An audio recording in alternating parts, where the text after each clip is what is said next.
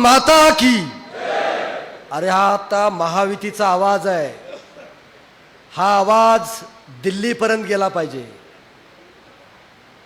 भारत माता की, भारत माता की, वंदे वंदे वंदे। महायुतीचा, महायुतीचा। धन्यवाद। महायुतीच्या या मेळाव्याला उपस्थित या लातूर जिल्ह्याचं एक लाडकं नेतृत्व, ज्यांनी संबंध महाराष्ट्रामध्ये शिक्षणाची गंगा सर्वसामान्य माणसाच्या घरामध्ये नेऊन उभा केली, ते माजी खासदार, ऋषितुल्य व्यक्तिमत्व आदरणीय गोपाळरावजी पाटील साहेब, लातूर लोकसभेचे लोकप्रिय खासदार आदरणीय सुधाकरजी श्रंगारे साहेब, या महायुतीचे समन्वयक आदरणीय आमदार रमेश आप्पा कराड साहेब, दुसरे समन्वयक राष्ट्रवादी काँग्रेस पक्षाचे नेते आदरणीय बाबासाहेबजी पाटील साहेब, औशाचे आमदार आणि आमचे मित्र आदरणीय अभिमन्यूजी पवार साहेब, ज्यांच्या अंगामध्ये संघटन कौशल्य आहे, ते या जिल्ह्याचे युवकाचे नेते आदरणीय अरविंद भैया निलंगेकर साहेब, माजी खासदार आमचे मित्र सुनीलजी गायकवाड साहेब, माजी आमदार आमचे मार्गदर्शक गोविंदांना केंद्रे साहेब, माजी आमदार शिवाजीराव पाटील कवेकर साहेब, माजी आमदार बबरूवानजी खंदाडे साहेब, माजी आमदार आमचे स्नेही मित्र सुधाकरजी भालेराव साहेब, भारतीय जनता पार्टीचे जिल्हाध्यक्ष आदरणीय दिलीपरावजी देशमुख साहेब, राष्ट्रवादी काँग्रेस पक्षाचे जिल्हाध्यक्ष अफसरभाई शेख, शिवसेनेचे प्रमुख ॲडव्होकेट बळवंतजी जाधव साहेब, बालाजी काकडे साहेब, राष्ट्रवादी काँग्रेस पक्षाचे नेते ॲडव्होकेट व्यंकटरावजी बेदरे साहेब, शहर जिल्हाध्यक्ष मकरंदजी सावे साहेब, शहर कार्याध्यक्ष प्रशांतजी पाटील, आरपीआयचे जिल्हाध्यक्ष आणि आमचे मित्र बाबासाहेबजी कांबळे, शहर जिल्हाध्यक्ष दिऊ काळे साहेब, सूत्रसंचलन करणारे गुरुनाथजी मग्गे साहेब, प्रास्ताविक करणाऱ्या, बघा महिलांना किती सन्मान आहे, प्रास्ताविक आम्ही महिलांना दिलं ते रागिणीताई यादवताई, लोकसभेचे प्रमुख राहुलजी केंद्रे साहेब, भारतीय युवा मोर्चाचे जिल्हाध्यक्ष अमोलजी निडवदीजी, अनेक शैलेश लाहुटी साहेब असतील, गोपाळरावजी माने साहेब असतील, ॲडव्होकेट ज्येष्ठ नेते संभाजीराव पाटील साहेब असतील, आमचे मित्र बबनरावजी भोसले, शिवाजीराव माने, गोपाळरावजी माने, शिवानंदजी हेंगणे साहेब, पंडितरावजी धुमाळ साहेब, राष्ट्रवादी काँग्रेस पक्षाच्या महिला जिल्हाध्यक्षा मीनाताई शिंगडे, जळकोट नगरपालिकेच्या नगराध्यक्षा प्रभावतीताई कांबळे, प्रणितताई होनराव, प्रणितताई सूर्यवंशी, मीनाक्षीताई पाटील, अमोलजी पाटील, तुकारामजी गोरे, ॲडव्होकेट जयश्रीताई पाटील, गजाननजी माने आपले जोगेंद्र कवाडे गटाचे प्रमुख आहेत, एन डी सोनकांबळे, मुर्तुजाजी खान, शामभाऊ डावळे, बाळासाहेबजी मारापल्ले, प्रवीणजी भोळे, समीरजी शेख, जितेंद्रजी बनसुडे, पप्पूजी सरवदे, अंकुशजी ढेरे, समजजी शेख, ॲडव्होकेट गणेशजी गोमसाळे, भरतभाऊ चांबळे, जानीभाई शेख, रवी सुडे, विश्वजित काथोटे, सिद्धेश्वरजी पवार, दयानंदजी पाटील, गोपनाथजी जायभये, शोभाताई पाटील, आमचे परभणीहून आलेले आमचे मित्र अनिलजी कांबळे, शिवाजीरावजी काळे, शिरीष शैलेश कुलकर्णी, ज्योतिराम चिवडे, संजय गिर, पद्माकरजी पाटील, राजकुमारजी बिरादार, अरविंदजी बिरादार, अनिलजी मुदाळे आणि विनायक जाधव, सुनीलजी खिडसे, मनोज कपाळे, आमचे तालुका अध्यक्ष हळीहंडुरगुळचे रामेश्वरजी बिराजदार, गुरमे, शुभम केंद्रे, उत्तराताई कलबुर्गे, मंदातिनीताई रमाताई वाघमारे, मधुताई कलशेट्टे, शिवगंगा बिरादार, उषाताई माने, कांताताई सुरवंशी, दीपा सुरवंशी, स्टेजवरील सर्वच मान्यवर. आता अरविंद भैया माझं काम फक्त सर्वांचे आभार करण्याकरताच आहे. सर्वच स्टेजवरील मान्यवर आणि समोर जमलेले सुद्धा सर्व पक्षाचे, आपल्या महायुतीच्या घटक पक्षाचे सर्व प्रमुख नेते, कारण तुम्ही प्रत्येक गावातून, प्रत्येक गणातून, प्रत्येक सर्कलमधून आणि तालुक्यातून प्रमुख नेते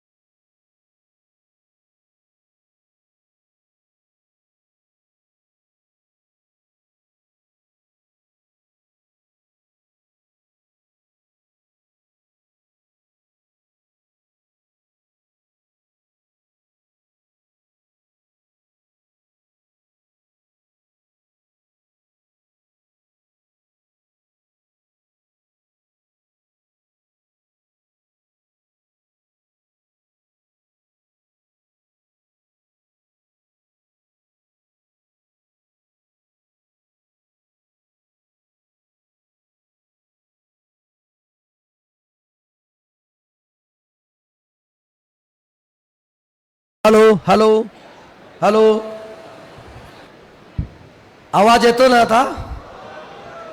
उपस्थित सर्व पक्षाचे पदाधिकारी, तालुका अध्यक्ष, बूथ प्रमुख, सरपंच, उपसरपंच, सर्व आघाडीचे अध्यक्ष, सर्व पदाधिकारी, ग्रामपंचायतचे सदस्य, सोसायटीचे चेअरमन, सदस्य आणि उपस्थित बंधू आणि भगिनींनो, उपस्थित इलेक्ट्रॉनिक्स मीडियाचे सर्व प्रतिनिधी, प्रिंट मीडियाचे सर्व प्रतिनिधी, बंधू आणि भगिनींनो, मित्रांनो, आज अतिशय उत्साहामध्ये हा महायुतीचा मेळावा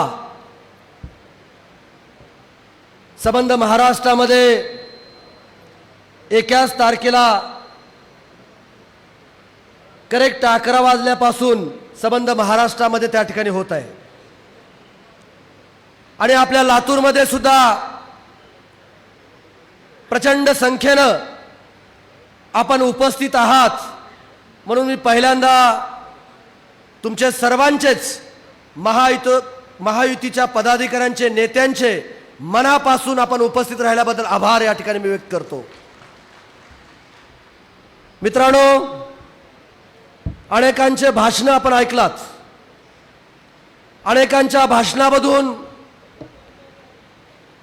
इथून आपण गेल्यानंतर एक संकल्प त्या ठिकाणी आपण करणार आहोत. आपल्याला ऊर्जा त्या ठिकाणी मिळणार आहे. आणि म्हणून राष्ट्रवादी काँग्रेस पक्षाने सुद्धा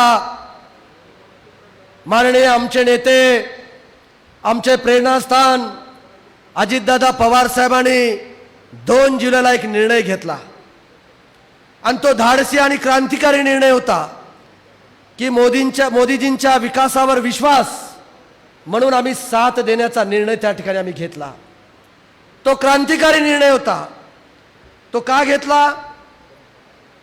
कारण या देशामध्ये मोदी साहेबांच्या नेतृत्वाखाली हा देश महासत्तेकडे त्या ठिकाणी जातोय.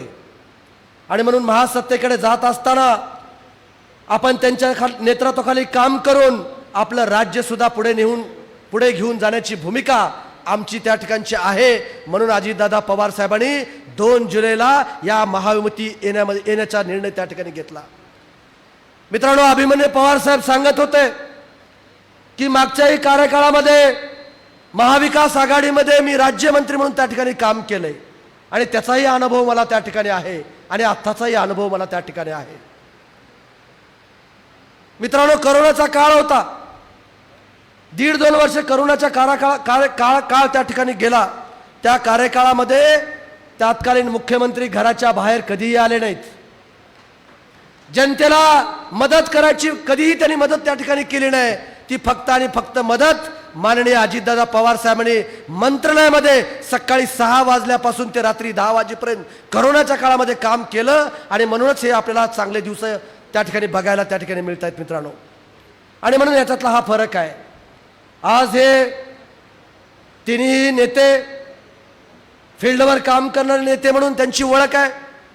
आज राज्याचे मुख्यमंत्री म्हणून ते जरी मुख्यमंत्री असले तरी त्यांच्या आजही अंगामध्ये कार्यकर्ता जात आहे. कार्यकर्ता जात. बालाजी काकडे साहेब, मी त्यांना खूप जवळून बघितलेलं आहे. मी त्यांच्या हाताखाली राज्यमंत्री होतो. ते MSRDCचे चेअरमन होते. मी जॉईंट चेअरमन त्या ठिकाणी होतो. आणि म्हणून त्यांची काम करण्याची स्टाईल, लोकाला मदत करण्याची त्यांची पद्धत मला खूप आवडली. एक साधं तुम्हाला उदाहरण या ठिकाणी सांगणार आहे. आणि का सांगणार आहे की आपण सुद्धा त्याच पद्धतीने काम केलं पाहिजे. इरसाळची घटना घडली. डोंगरावरती अनेक लोक दरड कोसळून मृत्युमुखी पडले आणि त्यांचा काही लोकांचा जीव आपल्याला वाचवायचा होता. आणि म्हणून राज्याचे मुख्यमंत्री मंत्रालयामध्ये बसून आदेश देऊ शकले असते, पण त्यांनी तसं नाही केलं. त्यांनी स्वतः त्या डोंगराच्या पायथ्यापाशी त्या ठिकाणी गेले आणि तिथून सांगितलं, मला कसल्याही परिस्थितीमध्ये माझ्या जीवाभावाच्या लोकांचे जीव त्या ठिकाणी मला वाचवायचेत आणि मला त्या ठिकाणी जायचंय. अनेक मिलिटरीचे अधिकारी, नेव्हीचे अधिकारी आणि अग्निशामक दलाचे अधिकारी मुख्यमंत्र्याला सांगत होते की साहेब खूप धोकादायक आहे, आपण जाऊ नका त्या ठिकाणी. आणि त्यांनी ते ऐकलं नाही. पण एक जवान, अग्निशामक दलाचा जवान त्या टेकडीवर ती जात असताना त्याला हार्ट अटॅक आला आणि त्याचा मृत्यू त्या ठिकाणी झाला.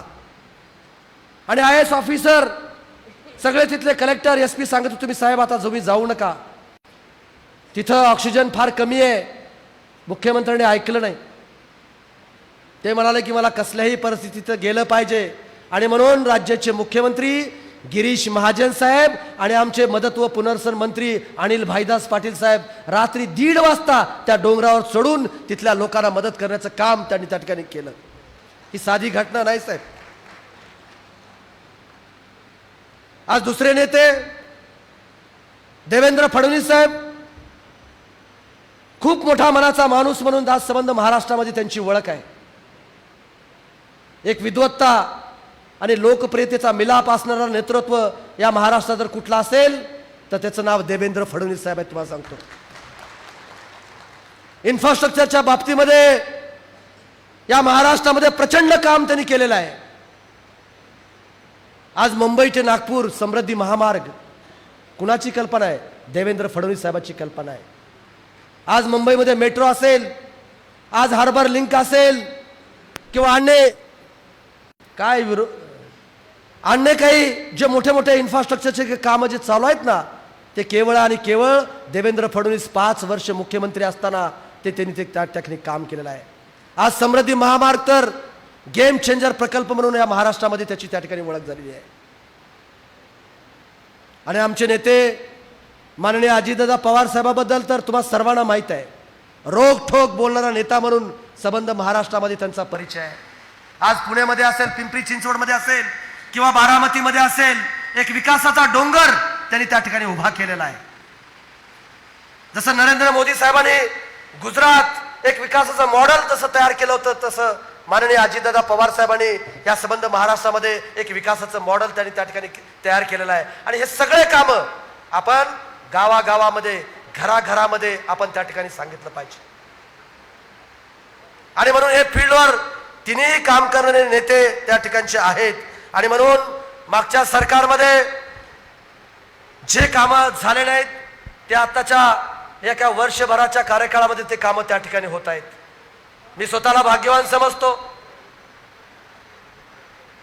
आपण सर्वजण सगळ्यांच्या नेत्यांच्या भाषणामध्ये एकच सांगितलं की आपल्याला तिसऱ्यांदा मोदी साहेबांना पंतप्रधान करायचंय. कशासाठी?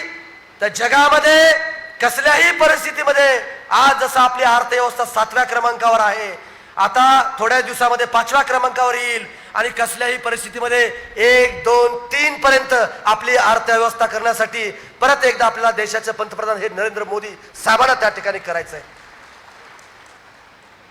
विकसित भारत ठीक आहे, याच्या अगोदर काही काम राजकुमार पाटील साहेब काम झालंय का नाही असं नाही, झालंय काम. पण या 9.5 वर्षाच्या कार्यकाळामध्ये जो विकास वेगाने झालेला आहे ते आपण कबूल केलंच पाहिजे. आणि म्हणूनच आमचे नेते आदरणीय दादांनी ठाम निर्णय घेतला की कसल्याही परिस्थितीमध्ये नरेंद्र मोदी साहेबांना साथ देण्यासाठी आपण त्यांच्यासोबत त्या ठिकाणी जायचं आणि त्यांना तिसऱ्यांदा पंतप्रधान त्या ठिकाणी करायचं. आपल्या मराठवाड्यामध्ये आता 8 जागा आहेत. 8 पैकी 7 जागा मागच्या वेळेस महायुतीने जिंकल्या होत्या. 1 जागा MIM त्या ठिकाणी जिंकली होती. आणि म्हणून आता आपल्याला 8च्या 8 जागा महायुतीच्या जिंकण्यासाठी आपल्याला प्रयत्न करायचे आहेत.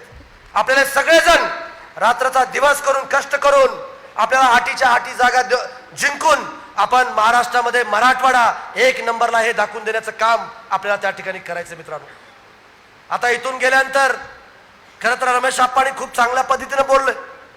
आज आपला पहिला महायुतीचा मेळावा त्या ठिकाणी होतोय. सगळेजण आनंदित आहेत. सगळ्या पक्षाचे आपण एकत्रित त्या ठिकाणी आपण आलेलो आहोत.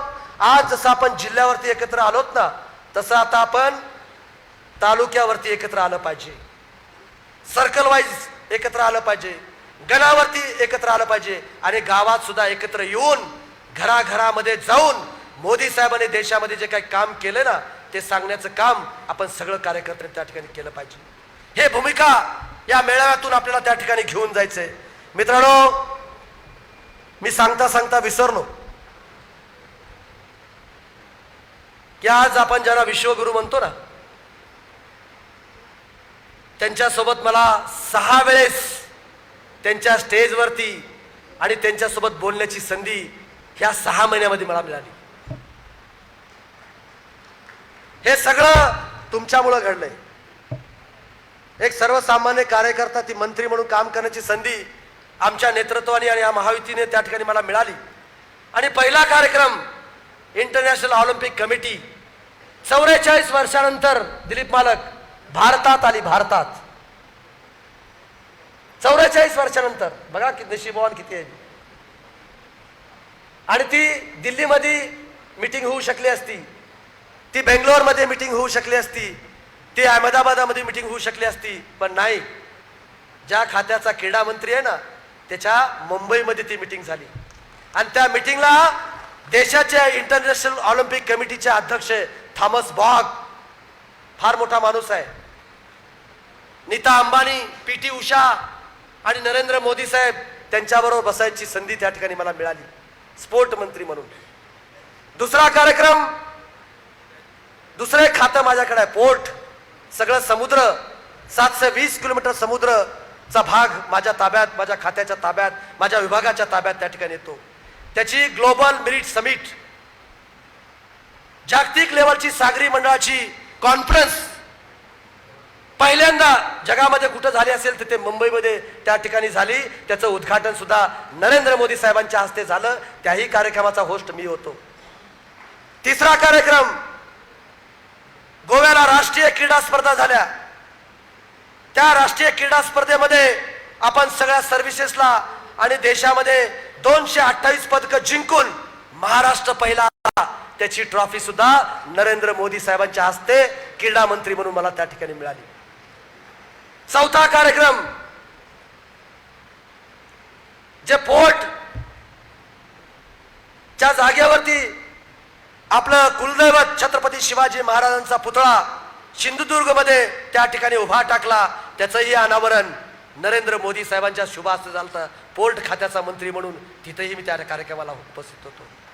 आणि परवा आता अभिमन्यू पवार साहेबांनी सांगितल्याप्रमाणे राष्ट्रीय युवा महोत्सव 14 वर्षानंतर महाराष्ट्राला त्याची संधी मिळाली आणि त्याही खात्याचा मंत्री म्हणून मी होस्ट त्या ठिकाणी होतो. आणि 12 जानेवारीला नरेंद्र मोदी साहेबांच्या उपस्थितीमध्ये 2 ते 3 लाख युवक देशातले त्या कार्यक्रमाला उपस्थित होते.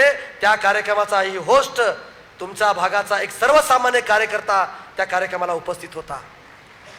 मित्रांनो, राष्ट्रीय युवा महोत्सवामध्ये प्रचंड मोठे युवक युवती त्या ठिकाणी उपस्थित होत्या. त्यांना ऊर्जा देणारं भाषण नरेंद्र मोदी साहेबांचं त्या ठिकाणचं झालं आणि मोदी साहेब खूप आनंदित झाले त्या ठिकाणी.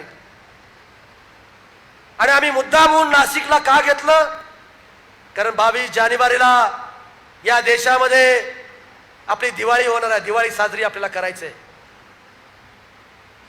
औशेकर साहेब योगायोग बघा, कल्पकता आमच्या आदरणीय अजितदादा पवार साहेबांनी मला ज्या संधी जी दिली आहे ना ते डोक्यानं आम्ही चालवलं. तो कार्यक्रम अगोदर रमेश आप्पा नागपूरला आला होता. देवेंद्र फडणवीस साहेबांनी घोषणा सुद्धा त्या ठिकाणी केली होती, पण गडकरी साहेबांनी विनंती केली की संजय, त्याच दरम्यान मध्ये खासदार चषक महोत्सव नागपूरमध्ये एक इंटरनॅशनलचा लेवलचा महोत्सव आम्ही त्या ठिकाणी घेत असतो, दोन्ही कार्यक्रम त्या ठिकाणी होणार नाही, मग तुम्ही त्या ठिकाणी पुण्याला घ्या, मुंबईला घ्या किंवा अन्य त्या ठिकाणी घ्या अशा सूचना आम्हाला त्या ठिकाणी केल्या. म्हणून आम्ही ठिकाण बघत होतो. दादांची इच्छा होती पुण्याला करायचं, माझी इच्छा होती लातूरला करायचं, काही लोक अमरावतीला करा म्हणून सांगत होते, पण आम्ही थोडंसं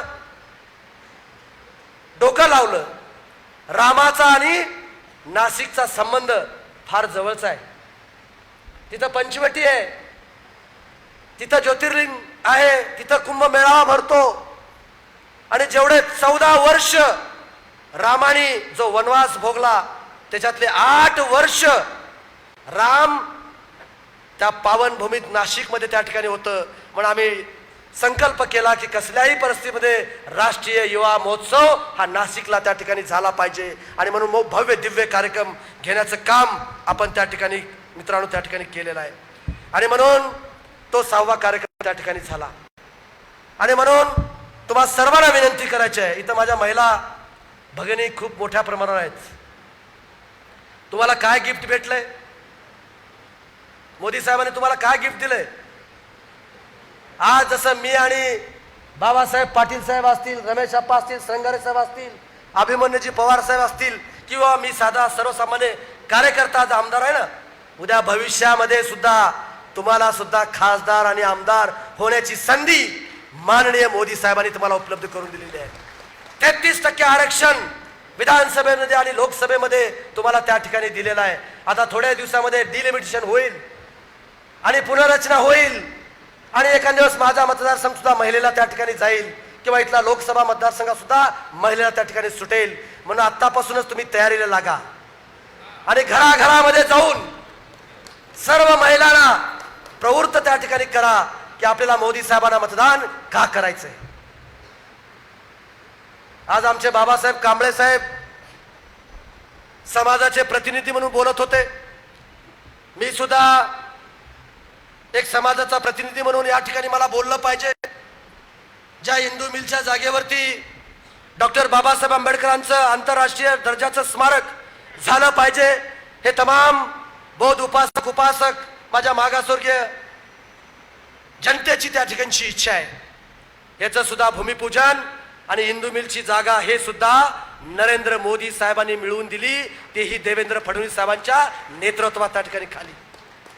मी ज्यावेळेस शपथ घेतलो त्यावेळेस मला दादानी सांगितलं की संजय, तुला समाजाचा प्रतिनिधी म्हणून मी त्या ठिकाणी घेतलेला आहे आणि म्हणून तू पहिल्यांदा शपथ घेतल्या मी जाऊन चैत्यभूमीमध्ये जाऊन बाबासाहेबाला त्या ठिकाणी नतमस्तक झालो. ज्या बाबासाहेबांच्या कृपेमुळं आमचे मतदारसंघ राखीव आहेत, त्यांच्या कृपेमुळेच आज आमच्या अंगामध्ये जाकीर त्या ठिकाणी आलेला आहे आणि त्यांना नतमस्तक होणं आमचं कर्तव्य आहे म्हणून आम्ही त्या ठिकाणी नतमस्तक झालो आणि लगेच ताई तिथं जाऊन हिंदू मिलची जागेची पाहणी त्या ठिकाणी केली. परत राज्याच्या मुख्यमंत्र्याला, 2 कर्तबगार उपमुख्यमंत्र्याला त्या ठिकाणी आम्ही दाखवून दिलं की 250 फुटाचा पुतळा बाबासाहेबांचा होता. बाबासाहेब कांबळे साहेब त्या 250 फुटावरून या 3 नेतृत्वाच्या आदेशानं आपण 350 फुटापर्यंत त्या ठिकाणी पुतळा त्या ठिकाणी आपण घेऊन गेलेलो आहोत आणि कसल्याही परिस्थितीमध्ये डिसेंबर 2024 पर्यंत हे आंतरराष्ट्रीय दर्जाचं स्मारक आम्ही केल्याशिवाय राहणार नाही, हा शब्द सुद्धा माझ्या समाज बांधवाला मी त्या ठिकाणी देतो. आज लंडन मधलं घर असेल बाबासाहेबांचं, त्याचं देवेंद्र फडणवीस साहेबांनी जाऊन त्याचं स्मारक करून लोकार्पण त्या ठिकाणी केलेलं आहे. जिथं बाबासाहेब मंत्रिमंडळामध्ये केंद्रामध्ये मंत्री होते आणि तिथलं सुद्धा घर राष्ट्रीय स्मारक म्हणून त्या ठिकाणी जनतेकरता त्या ठिकाणी उपलब्ध त्या ठिकाणी करून दिलेलं आहे. मित्रांनो, अशा अनेक गोष्टी तुम्हाला या ठिकाणी सांगता येतील. म्हणून हे महायुतीचं सरकार सर्व जाती धर्माला आपल्याला घेऊन जायचंय. माझे अल्पसंख्याक समाजाचे इथं बांधव बसलेत, इथं जानीबाई आहेत, शफी हाशमी आहेत, अनेक माझ्या अल्पसंख्याक समाजातले बांधव या ठिकाणी उपस्थित आहेत. त्यांना सुद्धा चिंता करण्याची गरज नाही. मोदी साहेबांचं एकच वाक्य आहे, सबका साथ, सबका विकास, सबका प्रयास आणि सबका विश्वास. ह्या तत्वाने आपल्याला त्या ठिकाणी काम करायचं आहे. म्हणून तुम्ही मनामध्ये कुठल्याही अविश्वासाची भावना मनामध्ये आणू नका. माननीय अजितदादा पवार साहेब, फुले, शाहू, आंबेडकर सर्व विचाराला घेऊनच आम्ही त्या ठिकाणी पुढे जाणार आहोत आणि म्हणून तुम्ही सुद्धा चिंता करू नका. तुमच्या भागामध्ये जे काही विकास प्रकाश पाटील साहेब त्यांना करायचं असेल ते करण्याचं काम भविष्य काळामध्ये आम्ही त्या ठिकाणी आपण करूया. आज हे सर्व नेतृत्व मंडळी स्टेजवरती आहेत. आपल्याला मराठवाड्याचा सुद्धा विकास करायचा आहे आणि मराठवाड्यामध्ये विकास करण्याकरता काय लागणार आहे तर जलसिंचन. कारण जलसिंचनाच्या मोठ्या मोठ्या योजना आपल्या मराठवाड्यामध्ये, आपल्या जिल्ह्यामध्ये त्या ठिकाणच्या आल्या पाहिजे आणि त्याच्यासाठी आपल्याला प्रयत्न त्या ठिकाणी करायचे आहेत. आज माझ्या मतदारसंघामध्ये तिरू बॅरेजवरती 7 बॅरेजेस उभा करून जे डोंगरी तालुका म्हणून त्याची जी ओळख होती ना, ते पुसण्याचं काम आपण त्या ठिकाणी केलेलं आहे.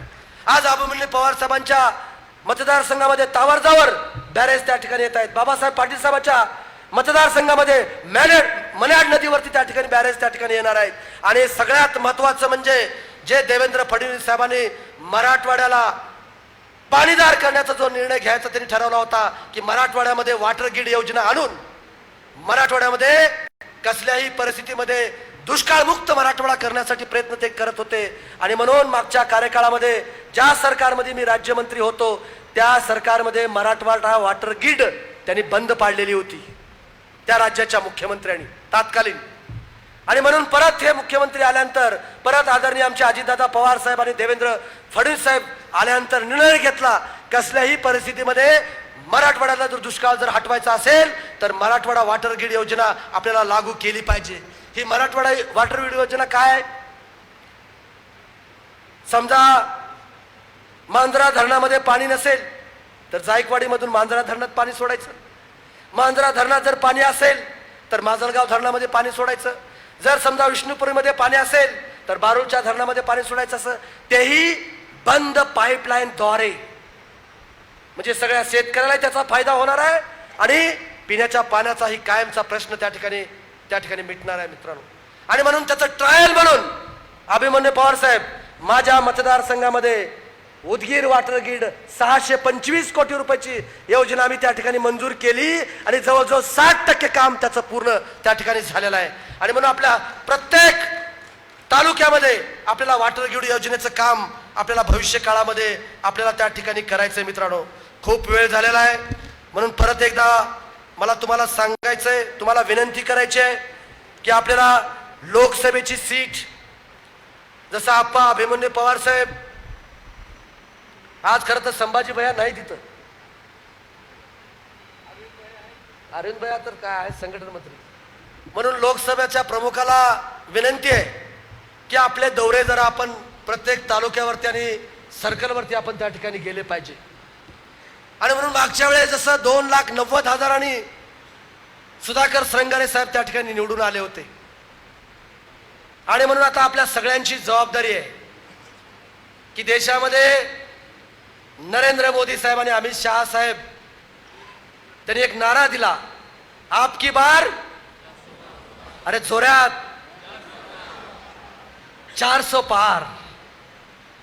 आणि महाराष्ट्रामध्ये आपकी बार 45 पार. मला तर वाटतं 48 जागा येतील, काही शंका नाही.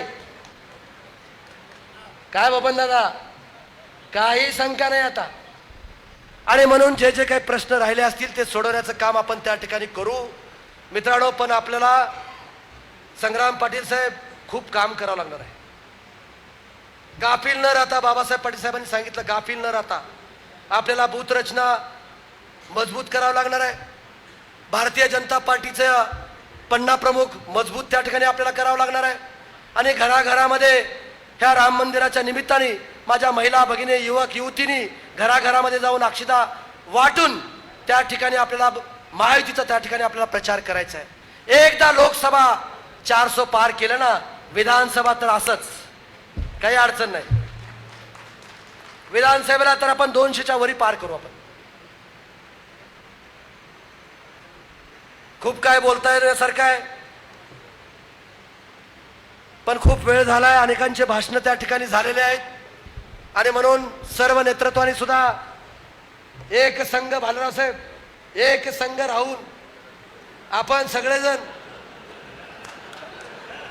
अरे कुणाच्या नशिबात काय असेल काय सांगता येते, कुणाच्या नशिबात काय सांगता येते. अरे तुम्हाला सांगा, मी तुमच्यासारखाच कार्यकर्ता होतो ना. अरे जोरात सांगा जरा मला, आज एवढ्या मोठ्या पदावरती बसवलं नाही. आणि म्हणून कुणाच्या नशिबात काय असेल अनिलराव, त्याच्यामुळे काही सांगता येत नाही.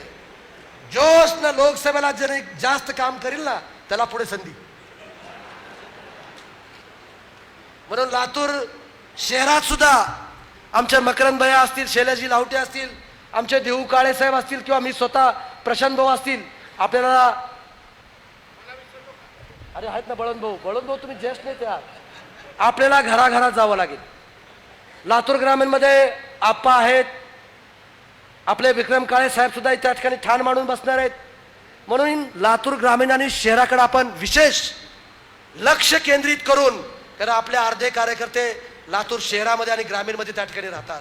आणि म्हणून जिथं जो कोणी भेटेल तिथं आपल्याला महायुतीचा प्रचार विचार आपण त्या ठिकाणी केला पाहिजे, एवढंच या प्रसंगी सांगतो. आणि खरं तर मी या तिन्ही समन्वयकाचं आभार मानतो, कारण मला गुरुनाथ मगे साहेब परभणीला जायला सांगितलं. मी परभणीचा पालकमंत्री आहे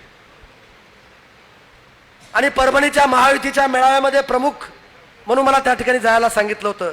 नंतर या सगळ्या नेते मंडळींनी विचार केला की संजय बनसोडे हा लातूरला आला पाहिजे, आणि म्हणून त्या सूचना मला मिळाल्यावरून डायरेक्ट माननीय अजितदादा पवार साहेब आणि देवेंद्र फडणवीस साहेबांचा मला फोन आला, तुम्ही परभणीला न जाता लातूरला त्या ठिकाणी तुम्ही जावा आणि लातूरच्या मेळाव्यामध्ये तुमचं प्रमुख भाषण आणि विचार त्या ठिकाणी तुमचे मांडले पाहिजे, असं त्या ठिकाणी मला सूचना त्या ठिकाणी मिळाली. खूप आनंद झाला.